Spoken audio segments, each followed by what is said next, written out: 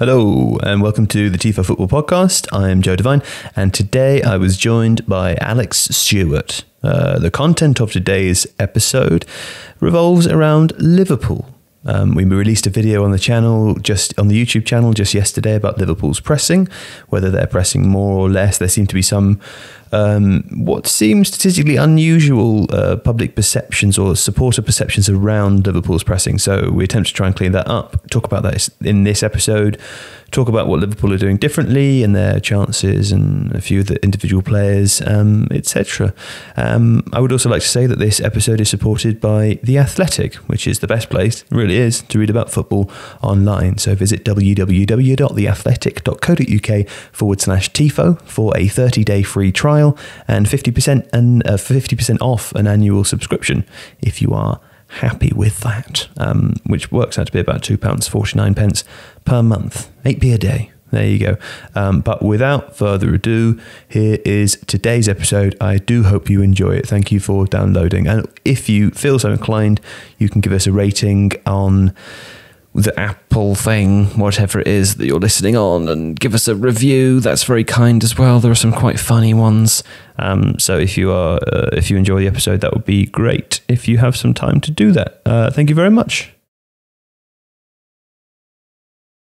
Okay, Alex, we are talking about Liverpool. The first thing that I want to talk to you about, it relates to a video that we released on the channel yesterday, if you're listening on day of release, i.e. Monday, the 4th of November, 2019, about Liverpool's pressing.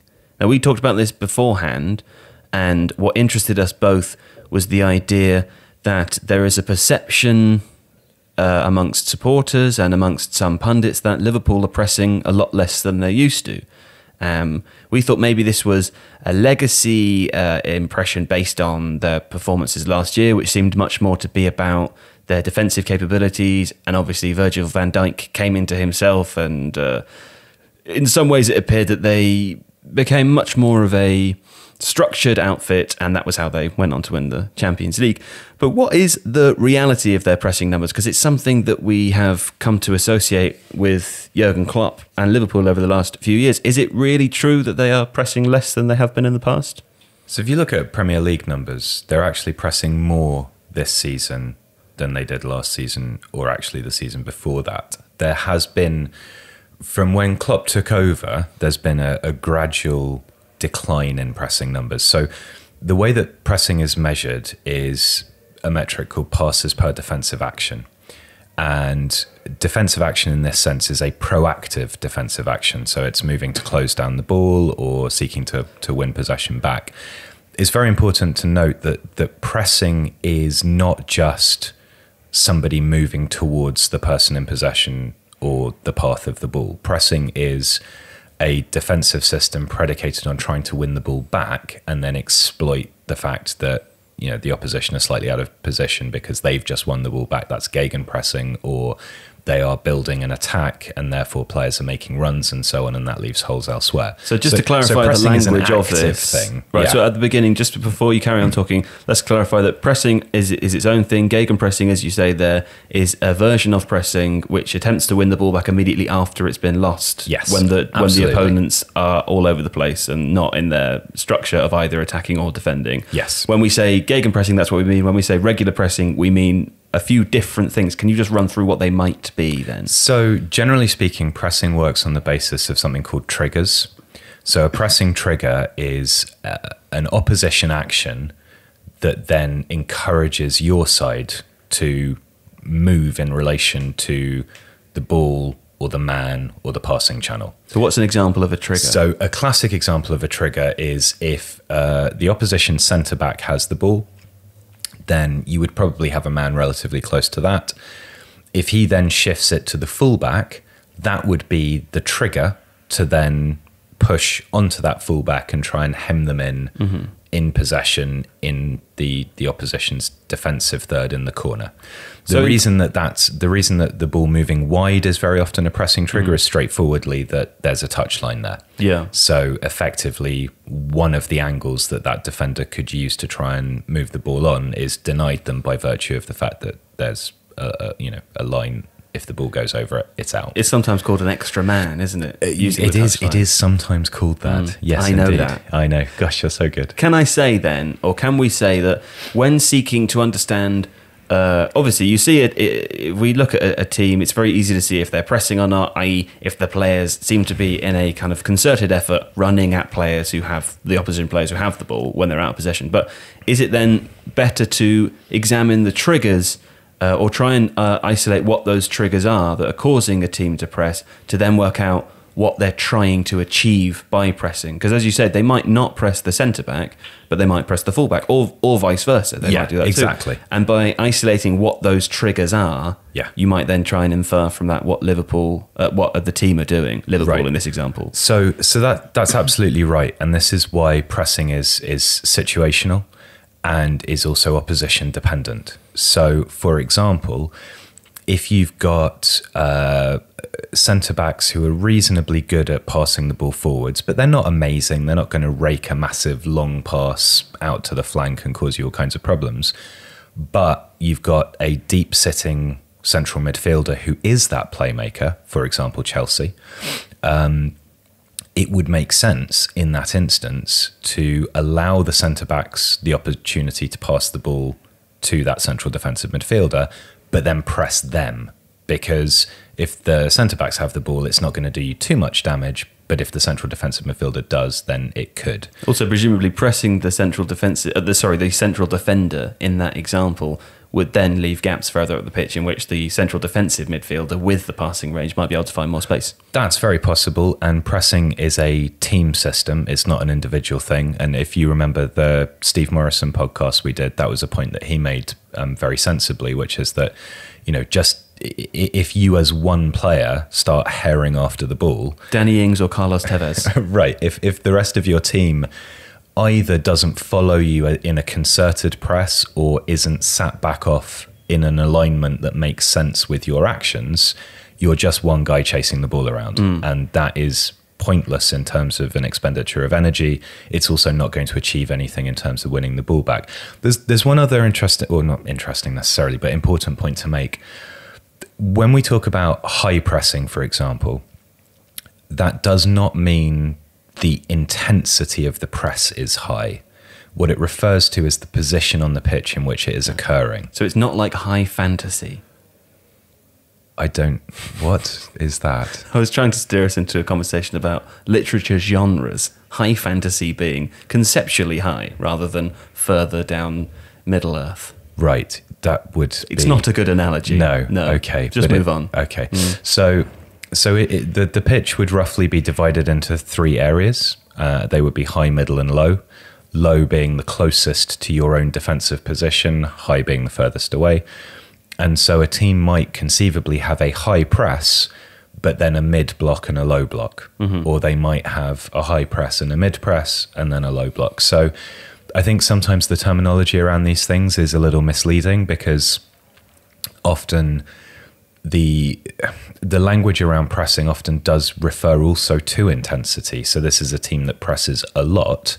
That doesn't mean that it's necessarily a team that presses high, if that makes sense. On that note then, the other thing I think about regarding these sorts of conversations is Pep Guardiola as an example, and we've talked a lot about in the past about Man City or even Bayern Munich and Barcelona cutting off passing lanes rather than pressing the man. But is that still considered a form of pressing if they are increasing the pressure on the opposition player with the ball, but not necessarily by virtue of running at them? Well, it depends, because it's the activeness with which that occurs. So you could sit off and create a block of passing lanes. Obviously, if the opposition responds to that, the players that are blocked only have to move to one side or the other to become free. So generally speaking, the blocking of passing lanes will also occur in concert with pressing of the man in possession, because that hurries them. Right. And it denies them the time and space to wait for the passing lane to become free. Okay. Pressing is like marking, in the sense that it can be the marking of space, the marking of roughly where the ball is, or the marking of a man. So there are different forms of press that orientate around different things that are going on the pitch. Okay, so we will try to be as specific as possible then in this conversation. Having discussed the language, that is our understanding of it, and that is how we will be talking about it. Liverpool. Yes. Let's talk about Liverpool. So you say that actually in the Premier League they're actually pressing more, but you make the distinction that they're pressing situationally. Would it make sense to start with some examples maybe, or because you also said it's opposition based, what a general trigger might be for a Liverpool press, or the sorts of teams they're more likely to press against, the sort they're more likely to sit off? So I think that the basic point here to make is that when we look at pressing numbers through, so our data provider Y-Scout, you will have an average of passes per defensive action. So Liverpool, in Klopp's first season, they were pressing an awful lot, and I think the numbers are in that video, but it's like 6 or 7 passes allowed to the opposition per defensive action. That's really intense pressing. Mm-hmm. And that is because, can you just explain what passes per defensive action means? Yeah, so basically what it means is the number of passes on average that the opposition is allowed before a defence engages proactively. Now, that doesn't mean that it's a successful action. Right. But any attempt to close down the ball, any attempt to win the ball back is counted as a proactive defensive action, and therefore, if a team is able to restrict the opposition to 4 or 5 passes per defensive action, that indicates a press. Right. It could also indicate that the opposition is really bad. Right, but generally speaking, the lower the number, the absolutely. higher we assume the press is. Right. So what you've seen is that over the course of Klopp's tenure, up until the end of last season, the number of passes per defensive action allowed to the opposition has increased. Right. The inference therefore is that the press has lessened. Or everyone's getting better. Well, it sort of tracks league average. Mm-hmm. I mean, it's also interesting that the league itself appears to be pressing slightly less than it used to. Right. This is also with the slight caveat that sometimes these things are measured a little bit differently. But we can infer from relative positions of teams who's pressing, who's not. And, that it sort of makes sense, even if the exact numbers are a little bit tricky. This season, the press has increased in the Premier League, but what you'll see is that there is quite a significant split in terms of how that press is engaged, which matches. So, for example, against Genk in the Champions League, I think it was a 5-0 away win, 4-0 away win, 4-1, something like that. Mm-hmm. Anyway, Liverpool pressed the shit out of Genk. Right. It was 4 passes per defensive action, something like that. Mm-hmm. Whereas against Leicester and Chelsea in the Premier League, they sat off, and it was more around 10, which is roughly what they're averaging last season. So what I think Klopp will be doing, for a start, you look at the fact that this Liverpool team now it has a spine which could be considered, and I hate this term, but it could be considered world class, right? So Alisson in goal, Van Dijk, Fabinho as a defensive midfielder, and Firmino as a centre forward. Don't forget James Milner. That's not, the spine is... No, I know, but we mustn't ever leave out James Milner. Why? Because, he's the granddad of cool. He's the hip-hop of pop, Sure. He's the top dog. I saw a stat, just a little James Milner tangent. I feel it would be unfair not to go on a James Milner tangent on a podcast about Liverpool. James Milner tangent. I read a stat on the BBC Sports website. Don't know if you've heard about it. It's a small little website. I'm filling for time because I can't find the stat. Here it is. Longest unbeaten runs when scoring in the Premier League. Oh, yeah. James Milner has 10 more than the next closest person, just by virtue of the fact that he's been there for 100 years. But, okay, Liverpool have the world-class spine. Your favourite world-class spine of all time? Well, I don't know. I've not really thought about that. Sure. But what I think it means is that there is a real confidence now in that team's ability to control games. Mm-hmm.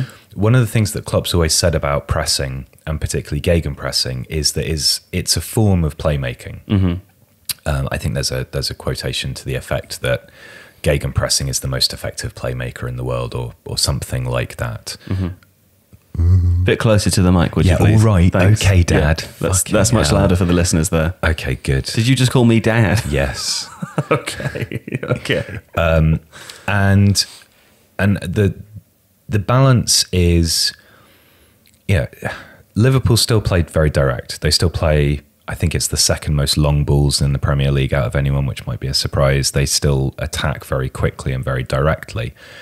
But they don't have to have such a reliance on winning the ball back quickly through a press and then releasing a quick counter-attack, because they now have players who have the ability to control the game, particularly further back on the pitch. So because they're really good, basically because they're really good, because the team is better. Yeah.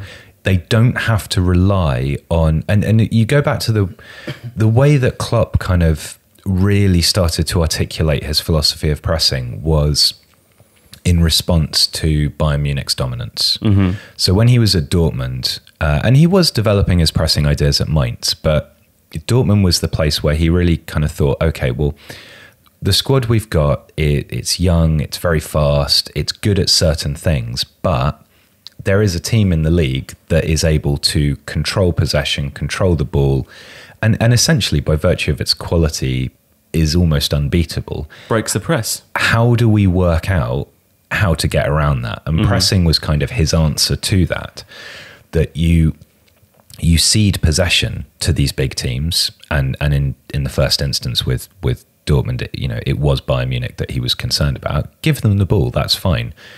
Press them situationally, win the ball back when they're not in the position to be able to defend it properly, and hit them very, very hard and very quickly on the counter-attack. I mean, make it hard for them is the way that would have been said in the 70s. If you, and that's a sort of cliche of a football manager of a team going up, as the underdog, going up against a big team with lots of excellent, experienced pros. The cliche is always, don't make their lives easy. You're going to lose, but go out there and make it hard for them to win. There are different ways of doing that. And of course, one way of doing that would be like the Wimbledon kick approach. The shit out of them. Well, you kick the shit out of them. You have two deep banks of four, and by deep I mean close to your own goal, that are narrowly spaced, and you try very, very hard not to let anyone play through that. When you win the ball back, you lump it forwards to some big guy who's got some quicker little guy next to him, and see what you can do on the counter-attack. And then you whisper in their ears that your mother never loved you. Those sorts of things. That kind of psychological warfare. Yeah. So, Klopp's pressing was a sort of a different answer to that problem. What happens when there is a dominant side in the league who can control possession, who have world-class defense, goalkeeper? Like, how do we get around that and do something with it? So that's not to say that pressing wasn't invented by Klopp. That it was popular in Germany before then with people like Ralf Rangnick, and the Ajax team of the 70s, the Dutch team of the 70s, they pressed in a very kind of swarmy, concerted sort of way. It was more about, but there was less organization in it. It was more kind of chasing the ball around a lot. But so this conception of winning the ball back when the opposition have only just got it isn't new. The idea of surrounding the player in possession, denying them passing opportunities, and then looking to strike from that's not new either. It's just that by adding some structure and adding some kind of specific philosophy to it, it's been transformed into what it is now. Okay. So Liverpool have their spine, and the key being that they compress more situationally. Is that arguably also because Klopp has now been in charge for a long time, and all the players that have either the players that have been there for that length of time are now fully used to the way he wants them to play, and or the players that he's brought in are players who are maybe more lean towards that style of play, or perhaps understand it already anyway? Yeah, I would say that's true. I mean, I think when you look at the first season that he was in charge, there was a kind of harem-scarum approach to it. It was just chase it down. Rock and roll football. Heavy metal football. Heavy metal football. Yes. Sorry. Rock and roll football. Rock and roll football is that radio show, isn't it? I think you've just made that up. No, there's a radio show on a British digital commercial radio station. Is it Absolute? They've got rock and roll football where you're in the car, you're driving somewhere, you're listening to them reading out the results, and in between updates on the football, there's a lot of rock and roll. It's a real thing. I swear to God, it is. So it is literally just rock and roll plus football. Yeah. Okay. I rock and roll football. Driving around with the radio off. Right. Well, that's because you're just seething all the time. Well, no, it's very difficult to find silence, isn't it? It is in a car. If you're driving, like I was driving back at night the other day from Somerset, and it was very late. It was very dark. Why were you in Somerset? I was. It doesn't matter. The point being that I was visiting my brothers. They were doing something. Right. Something illegal, no doubt. No, not something illegal. Okay. But it was quiet. It was totally quiet. So I turned the radio off, and you just have like 2 hours back with no sound, no noise. It's beautiful. Right. I prefer rock and roll football. Right. Well, anyway, I don't think it would have been on at that time anyway. Heavy metal football. Yeah. So pressing, like I said, pressing is it's a deliberate game plan, and you can kind of synthesize some of the elements of it by just having fit players and telling them to chase everything down. Mm-hmm. But that's fairly easy to get around, and it's tiring, and it's not as effective as something that is specifically geared, like you say, with triggers, so that you know if you're playing Team X and their left back is particularly one-footed, if they get it on the wrong foot, that's when you go for it. Or it's this guy who's the playmaker, or this team always look to try and hit it long from their fullbacks, so we always press the shit out of their fullbacks. Mm-hmm. Whatever it is. Mm-hmm. And I think now a combination of Liverpool's ability to control possession, Liverpool's, in some ways, inability to, I don't want to say deviate. They have a very strong philosophy. The way they play is fairly consistent, and there's not much of a plan B in that regard. But what there is a lot of versatility within plan A. And as example of the weekend shows, they do tend to find the goals they need with plan A. Yeah, I think even if it's at the last minute. Yes, and I think that what you can see is a refinement of an approach. Klopp is more confident in his squad. His squad are more able to fulfill very specific tactical instructions predicated on opposition and all the rest of it. And it's evolving, because naturally, when a football manager has a particular philosophy, and I think there are some managers who kind of cleave to a philosophy and develop it and refine it, then that is a longer process than just coming in, looking at a squad and going, okay, well, we've got creativity here, not there, so we're going to play a certain way. And that kind of variance of season to season, job to job, there are some managers who go through and their adaptability is what makes them proficient. There are other managers like a Klopp or a Pep Guardiola or a Jose Mourinho who have an overall way of thinking about the game. And then if they're given sufficient time and resources, will be able to tweak and refine, but they stay close to what their original intention is. So what else has changed then? Because we've seen, obviously Liverpool did not win the league last season, but they did win the Champions League. They've gone, as we discussed with Nikos in a podcast a couple of weeks ago, they've gone from being a team, aside from finishing second with Brendan Rodgers, who were consistently finishing outside the top four, to now looking like, certainly, on course at the moment to win the league if they carry on with the form they currently have, or at least being in a sort of two-horse race there with Manchester City, whose XG, incidentally, is significantly higher than Liverpool's. That's the other thing that we've noticed this season, is that Liverpool's XG, I don't know whether it's dropped dramatically or whether it's just significantly lower than Manchester City's, and that's the same. That was the same case as last season. Do you know that? So this season, and all expected goals models are all different, so I'm just quoting Y Scouts here. Manchester City have an expected goals of 31.2 and they've scored 34. Mm-hmm. So that's pretty good and not outside the bounds of sustainability. Liverpool's XG is 22.7 and they've scored 25. Mm-hmm. Again, the same. But okay. Yes, the overall point being that not only have Liverpool have more points, but they've scored fewer goals, and you would have expected them to score considerably fewer goals as well. Why would you expect them to score fewer goals? Because their XG is much lower. Oh, I see. I mean, so between Liverpool and City, there is a significant difference both in the number of goals scored and also the expected number of goals. Right. And would you, looking at City and Liverpool, expect there to be a difference of? I mean, that's not far off 10, is it? It's not far off 10. Would you expect there to be that kind of difference, given the way that both teams play? I mean, it doesn't matter because Liverpool are still leading the league. I mean, they have had more points with fewer goals. But. Yeah, I mean, and what's interesting is that the disparity defensively is much, much less. So Liverpool have conceded 9 off an expected conceded of 9.7, and City have conceded 10 with an expected conceded of 10.2. Right. So the gap is in the attacking sphere; it's not in the defensive sphere, which is interesting.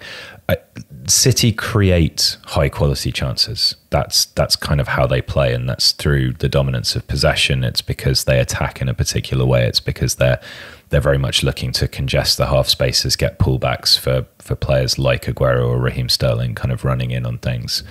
Would you suggest then that? Given we're not far from Christmas now, it's the beginning of November, so I guess a month or two, and we'll be halfway through the season. We've got a fair amount to go on.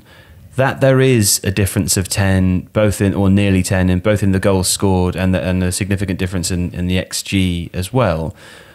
Would you look at that and think, across the course of the season, we know based on this that Manchester City are going to create more high quality chances, or would be likely to create those chances, therefore they have a better chance of converting more of them than Liverpool do. Therefore Liverpool are going to create less of them, and those that they do not convert, which does happen to teams and does happen to strikers and is something that is out of the control of the coach and the system, that is a riskier line to take if Liverpool want to win the league.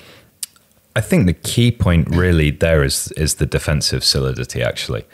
I think if both teams are capable of keeping it very, very tight at the back, which they are, and particularly this season, I would say, because of the injuries that City have had defensively, and the requirement to play Fernandinho at centre back, and Rodri, I think, has played at centre back as well now. Liverpool are stronger in that department. To me, that's more important, because ultimately, if those two teams don't lose again, which is entirely plausible, it doesn't matter if you're winning 6-0 or 1-0. But given that Liverpool, I mean, what are the results? We should maybe have a quick look at Liverpool's results, or would you mind having a quick look and letting me know how many games they've won by more than one goal? Because the point I'm sort of trying to make is that if Liverpool are creating significantly less opportunities to score than Manchester City are, it suggests that the goals that they are scoring, because they have scored fewer and have more points, are worth more than the goals that Manchester City are scoring because they've scored more and have fewer points. Therefore, in those instances where those chances aren't converted, a chance not being converted for Liverpool, it would make sense that it would matter much more than a chance that isn't being converted for City, given that the goals are worth more or less. That's definitely true. And so if we can say that over the course of a regular season, Liverpool and City and players generally are just as likely as each other to enter periods where they aren't scoring goals. When we're seeing it a little bit with Mohamed Salah at the moment, that's for other reasons that we can maybe discuss further. But players do go through periods of up and down in their form. Let's say that was evenly distributed across both sets of players, it would still disproportionately affect Liverpool based on how many goals they are winning games by. Yeah. So how many fixtures have they won by more in the Premier League, won by more than one goal? It's a very long way of putting that question. It's because I was giving you time to look it up. I mean, I looked it up about a minute ago. Yeah. So 4 of their first 5 games were won by more than one goal. But since then, which was the 3-1 victory over Newcastle in the middle of September, they've only won by 1 goal. So it's potentially very significant. So it's potentially very significant. Should we then move on? They've also conceded in all of those games. They've conceded in every game in the Premier League since they beat Sheffield United away at the end of September. The other thing that we want to discuss, and look, we're halfway through now anyway, so... and they're playing Manchester City next.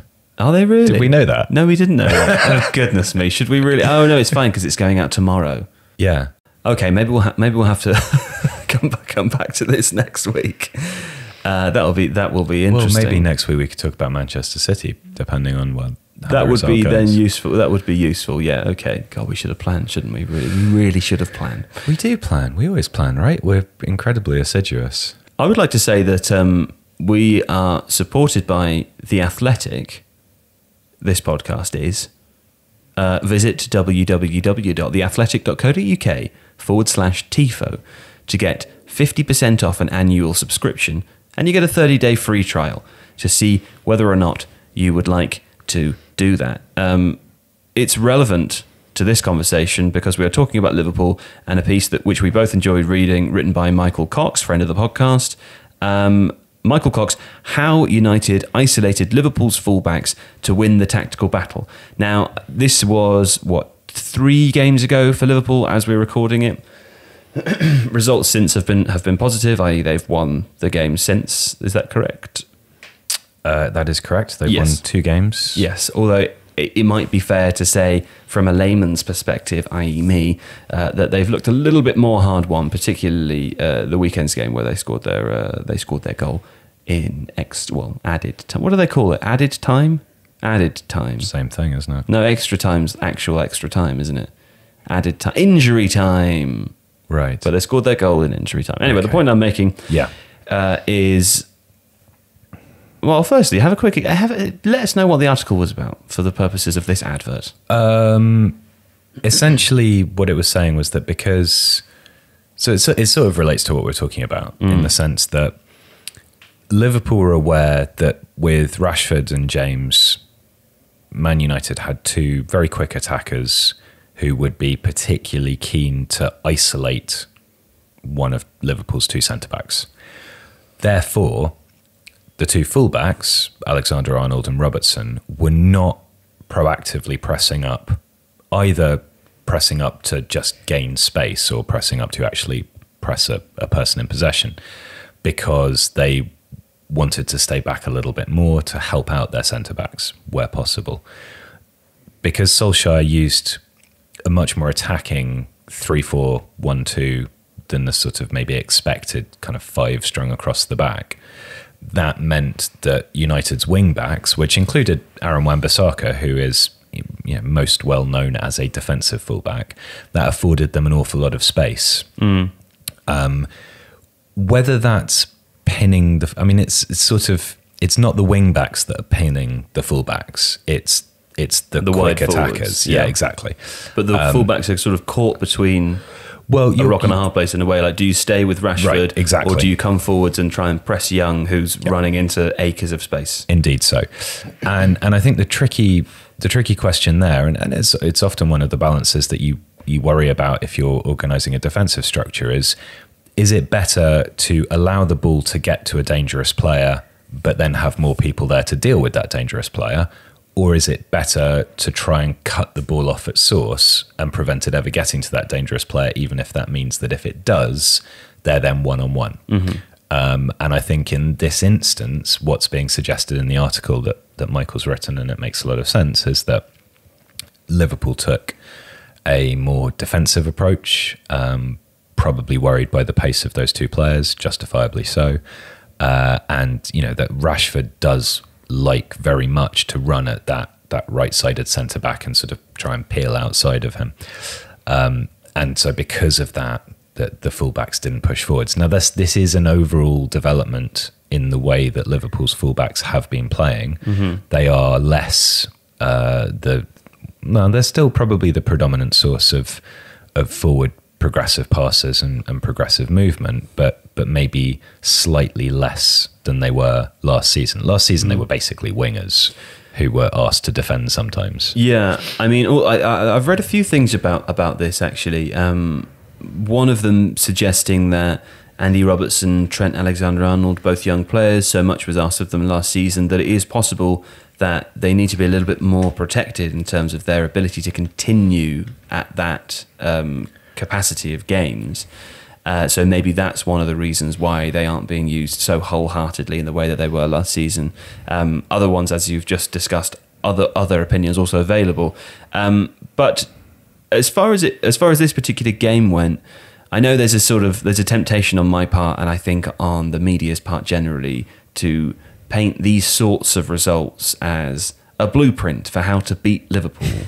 How realistic is it to talk about the formation of the system used by Man United in this game against Liverpool as an example of something which could be picked up and used by other teams to the same effect? Or are there enough examples within the game of poor decision making on the behalf of Liverpool's fullbacks, or an obvious tweak that Klopp could make in a similar situation next time that would negate this being a problem?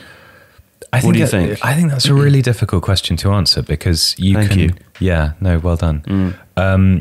You can set a team up to play in a particular way, and then, like you say, individual errors, lapses in concentration, an opposition player having a particularly inspired game can undo all of that. Liverpool's issue in some regards is that their primary playmaker outside of their fullbacks is probably Firmino. Firmino. People will get very upset with you. Do you know what? I couldn't care less. Really. Firmino might care. Put something in the comments. I don't give a shit. Okay. Firmino is, because of the way that he will drop back and look to play those inside forwards who are kind of cutting inside in, he a lot goes through him. He is crucial. The fullbacks, though, through their ability to carry the ball, through their ability to hit good long passes, but also get crosses in, and with the inside forwards kind of squeezing up inside those fullbacks pushing forwards, they are the primary playmakers in some regards. It's not Liverpool's midfield. Liverpool's midfield, and here we can bring in James Milner if you'd like. I'd love to. Is fairly workmanlike, and that's not to be disparaging to those players. They are extremely good at what they do. Well, we should caveat by saying Alex Oxlade-Chamberlain spent a lot of time injured. Naby Keita seems to be injured all the time. This is the point I was going to make about last season. Right. So what's particularly good in an ideal world for Liverpool, right? You've got your front three of Mane, Salah, and then Firmino in the middle. As Firmino drops back and those two players run inside, you're also creating pockets of space in behind those two forwards, or running on an overlap outside of them. For your Bernardo Silvas, for example, which we see him do at City. This kind of 8-10 hybrid thing that we've talked about before. Now, Oxlade-Chamberlain is fantastic at that. Naby Keita is fantastic at that. If you don't have those players, then it requires the fullbacks to be the ones that are pushing up and getting outside.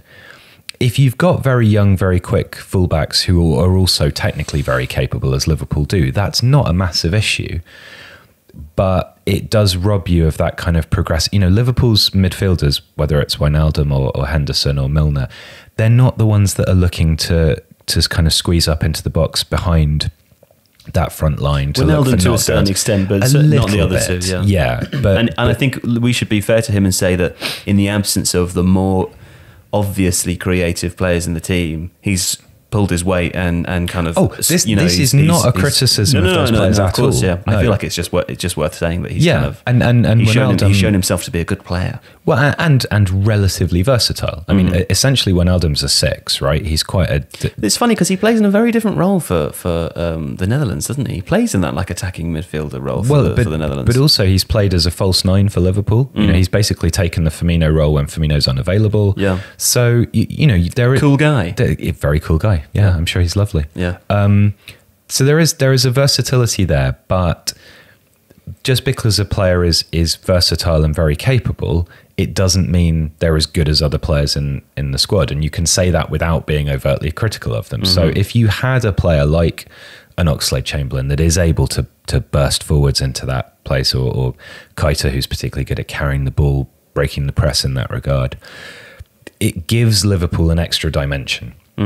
That's a dimension that they were lacking, and I think both of those players are on a fairly tortuous return from that sustained period out from injury, so they will be coming back, and I think we'll expect to see in that instance Liverpool will look to control the ball a little bit more. Is there room for improvement in those areas though? Then, like, let's say, because when you put it in those terms, it's interesting to think about Liverpool's midfield the quality of which, as it's related to a clearly, we'll use that term again, world-class front line, world-class defensive line. Yeah. I love James Milner et al. I agree. I think they do a fantastic job. But when you put it in those terms, it is easier to see that maybe there's obvious room for improvement in the midfield.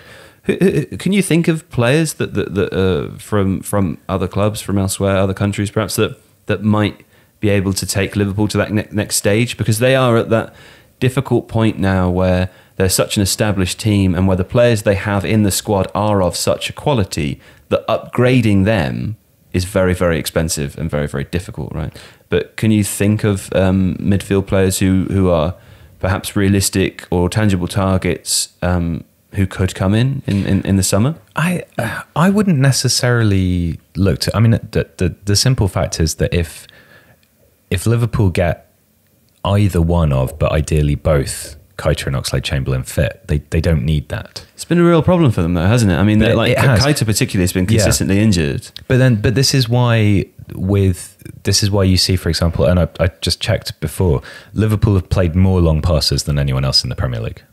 More than Burnley, more than Sheffield United. It's because that in build-up, generally speaking, that midfield is bypassed. Now, this kind of begs the question around squad building, that what Liverpool have done is adapt. In the absence of those players, they've gone for functionality, ball winning, discipline, tactical intelligence in that midfield, and that has worked really well. They won the Champions League.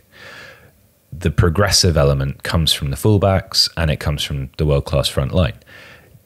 If you can then integrate a player like an Oxlade-Chamberlain or a Keita, that will be a match-specific thing. And Klopp is really good at when he has a full squad available, picking based on what's going to work game by game, situation by situation. So do they need to go out and spend 40, 50 million pounds on a player like a Stefano Sensi or something?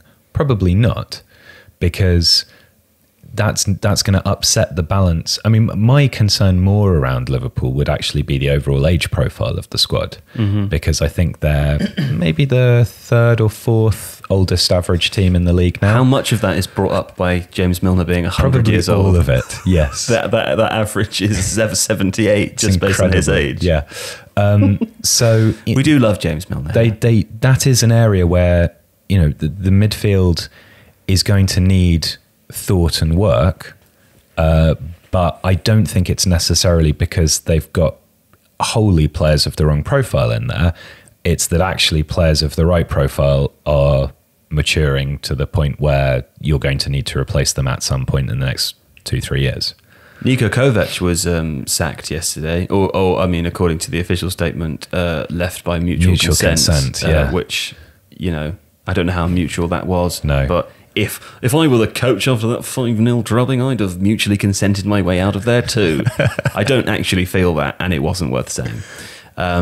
But the reason I bring it up is because I know that their assistant coach has taken over for the time being, and obviously it's a long way before the end of the season. But let's say that Jurgen Klopp were to win the Premier League with Liverpool this year, he would have achieved everything he could possibly hope to achieve with Liverpool. The age profile of that squad probably does mean that in a couple of years' time there's a big rebuild that needs doing. Does Klopp really want to be the coach who's going to take that on? And if he's not going to take the German national squad, which he might do after Euro 2020, depending on how those results come in, there could potentially be, depending on what happens with that Bayern Munich vacancy, 2 obvious big jobs that Klopp might want to think about taking. I think it's a really good question. My instinct would be that Klopp wouldn't go to Bayern. Well, the thing is, it was funny because we talked to Rafa Honigstein. We talked to Rafa Honigstein about that very thing. Were you here for that? No, Seb was here for that. That was it, because I made the same assumption. I thought that he wouldn't because of his association with Borussia Dortmund. That's not why I would assume he wouldn't. Why would you assume he wouldn't?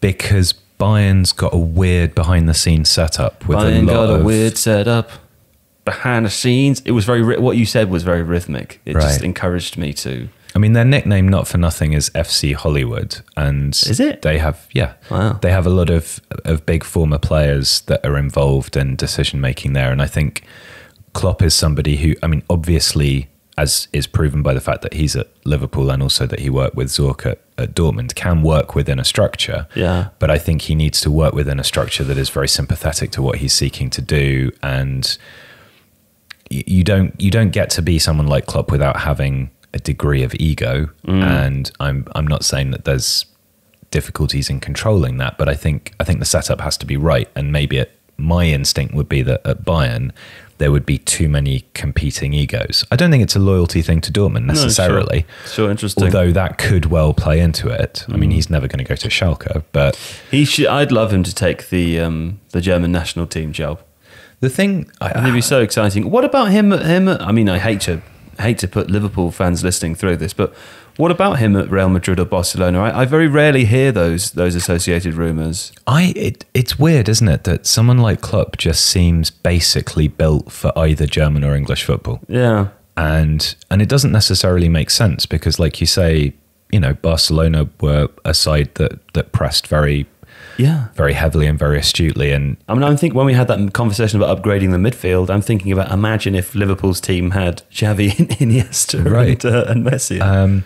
And Busquets, it's worth just saying quickly that if you look at the Bayern squad at the moment with players like Kingsley Coman and Serge Gnabry, Leon Goretzka, there's a lot of really exciting players. If you look at the Bundesliga stats, those guys, in fact, even possibly European wide or top 5 leagues wide, Coman is like in the top 10 for so many different attacking attributes at the moment.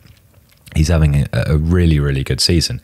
And so it would be an extremely appealing job to someone. And you can see how that Bayern squad, with some additions, I mean, they definitely need help in defence. Someone needs to come in and replace or challenge and then replace Manuel Neuer. But like, there's a huge amount of potential there, and Klopp could clearly do things with that squad. Yeah. Well, anyway, I don't know. It's tricky. We deviate, I suppose, but it's interesting. Yeah, it is interesting. I think there's always a question around when you've got a period, particularly if it coincides with a period of success. But even if that success is relative, and I think maybe here the Premier League corollary is Pochettino at Spurs, where you've got a manager who's been in situ for quite some time now. They've both been there for 4 seasons, 5 seasons, whatever it is. There's a clear style, a clear philosophy, but obviously Spurs' squad is in need of more of an overhaul than Liverpool's, and are doing awfully. Well, yeah, they're not doing too well. I mean, I think they're lower in the league than Manchester United, which is really saying something. Sure, I don't. 13 points from 11 games, I think that's quite bad. Yeah. My point being that these are managers who have shown loyalty to the club. Particularly Pochettino has had his ear bent several times, I think, by other people. But also, you could also argue that it's more of a thing for him to show loyalty to the Spurs at their performance level with their ability to spend than it is for Klopp at Liverpool with them winning the Champions League and but they only won the Champions League last season. They bought Virgil van Dijk, which was doable. Right, correct. My point being that these are managers who have built a relationship with the club and are seeing that through. But one would assume there must come a point where either, not that challenges are ticked off, but either something becomes insurmountable, like potentially it is now at Spurs. Spurs' best chance of winning the league was a couple of seasons back. Yeah. Their best chance of winning the Champions League was last season. Yeah. Can we see that happening again in the near future without radical overhaul and massive levels of investment? Probably not. Liverpool are going to get to a point where either they possibly win the league this season, or it just becomes like a City like steamroller effect.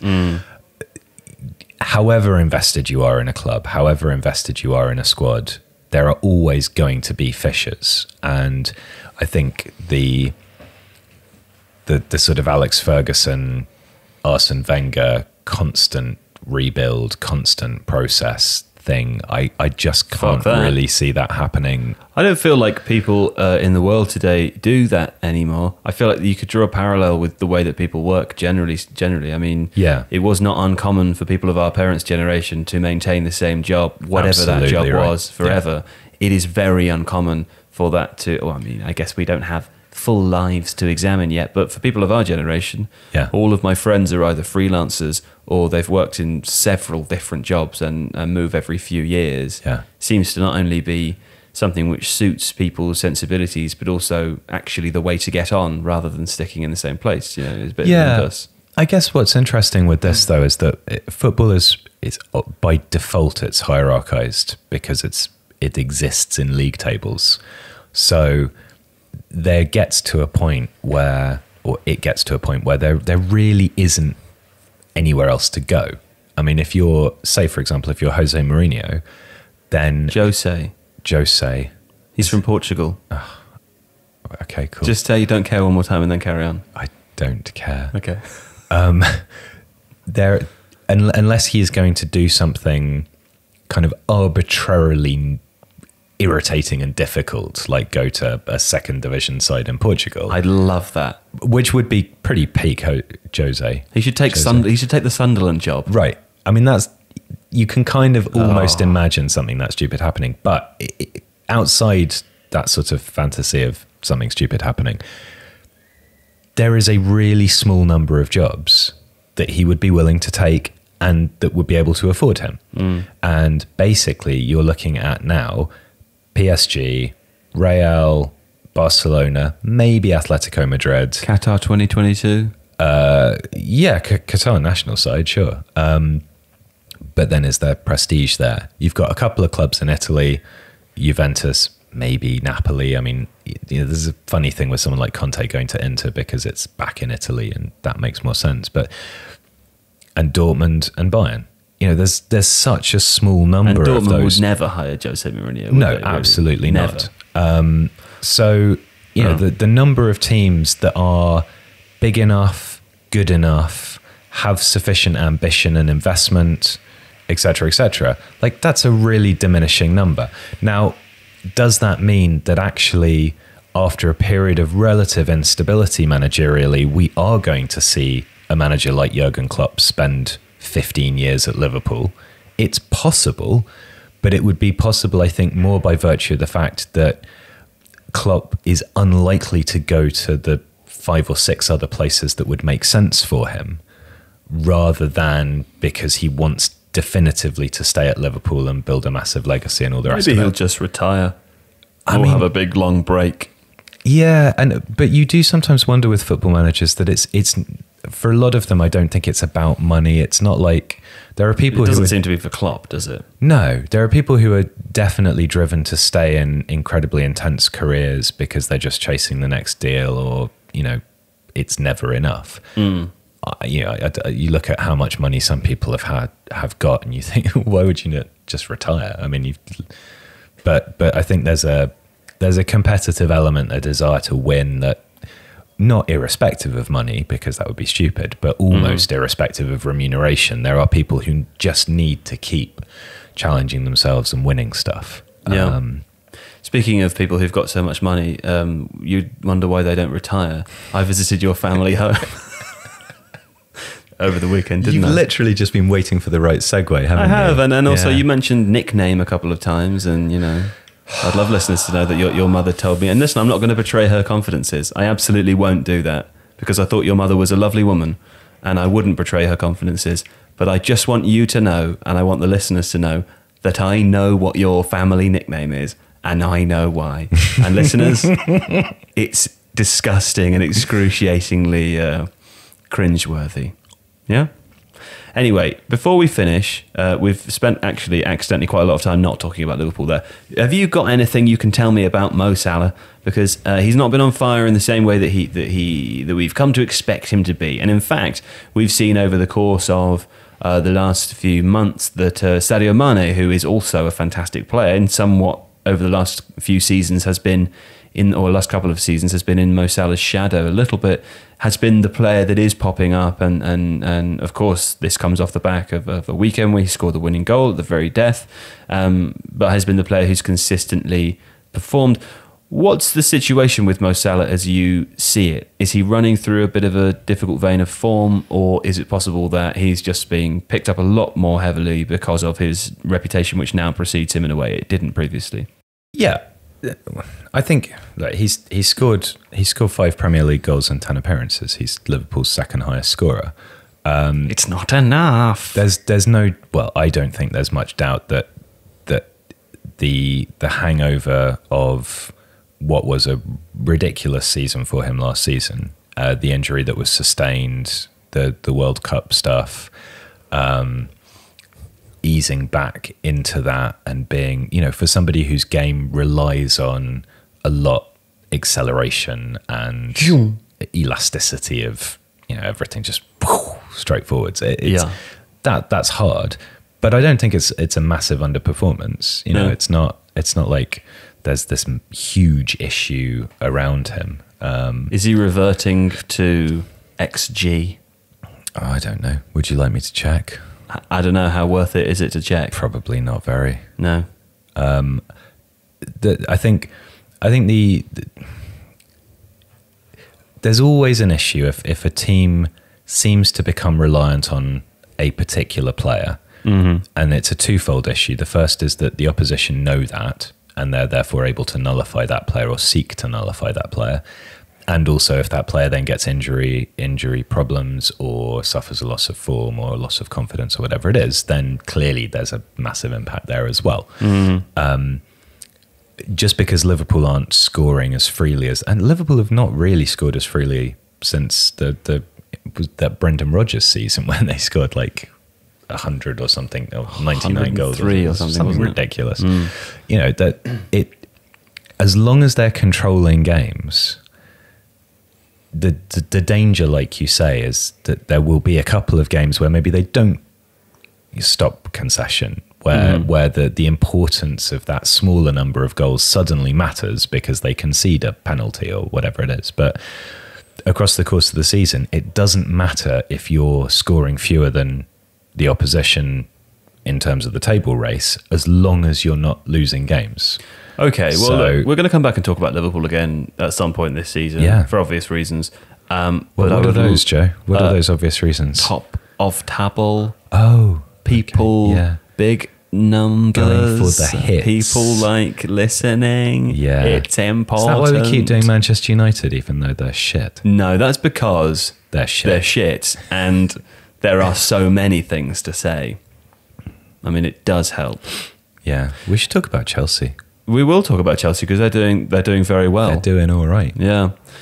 We should also, well, we've talked about Spurs already. We've got Arsenal coming up. I think James McNicholas of The Athletic is going to pay us a visit and discuss Arsenal with us, which will be exciting, something to look forward to, or not if you're an Arsenal fan.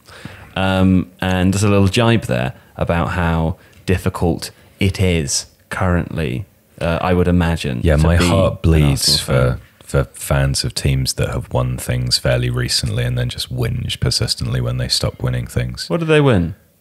I mean, they've won stuff. In 1989. My team got beaten 9-0. So yeah, everyone else can fuck off. Your team got beaten 9-0 by Leicester as well, not by Manchester City, i.e. the team you would expect to be winning. Yeah, but Leicester are really good. We should also be talking about Leicester. Yeah. So the point anyway... And also Bournemouth. And Bournemouth. The point is, there's a lot of other things we're going to talk about. Of course, we will come back to talk about Liverpool at some point in the future before the season is over.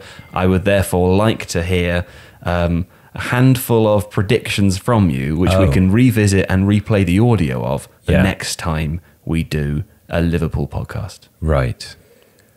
Predictions about what? Whatever you like. You play it as safe or as risky as you want. I want you to say that in March they'll be top of the league. Oh, okay. I want you to say that Sadio Mane will get 2 dogs and move to a new home, slightly more in the countryside.